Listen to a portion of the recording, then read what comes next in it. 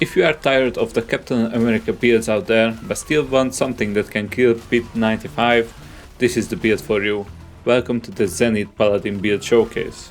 Even though Zenith is most probably the least meta Paladin build out there, it can do Bloody Infernal Hordes on T3 for maximum experience, can one-shot normal bosses, it is insanely satisfying to play, and you can cosplay as Guts from Berserk. The build actually has it all. Even though you're not gonna do the bloodied bosses on T4, you can just pick like a meta build and do the bosses that way. But if you are not in a pursuit of doing the hardest content what the game currently has to offer during its season 12, then you have one of the most satisfying builds to play around, and it is super easy to build. You have a few uniques that you really want to get with this build. Some of them are required, some of them are only for defenses, some of them for quality of life, but in the end this build was a surprise hit for me, and who knows, maybe it's a surprise hit for you as well.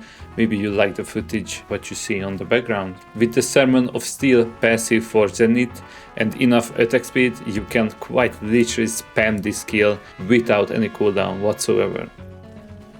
In order to achieve all this, we are using the Grimsword, Arcadia, Flickerstep, and the rest of the gear consists of normal legendaries. If you really want to push it, you can use the Heir of Prediction unique helm. The build has multiple variants, however I do think that this version is the most satisfying with near infinite spam of Zenith. Inevitably when Zenith is on cooldown, Flickerstep is a cheap way to restart the whole Zenith spam, making it a super easy loop. Having a lot of cooldown reduction and attack speed is needed for the build, as without it you will have downtime of Zenith and you don't want that.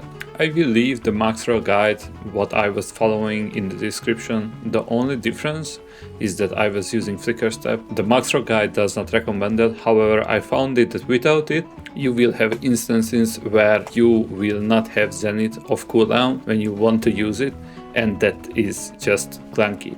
Besides this, the Maxroll guide actually recommends you to use Crown of Lucian. However, when I was testing it, I found that the proccing of the passive of Crown of Lucian is just unreliable, making Heir of Prediction a clear winner between the two. If you don't have Heir, just use a normal legendary helm with the right stats. And this pretty much concludes the build showcase. I will leave the pit run in the background for you to watch, and I see you in the next one.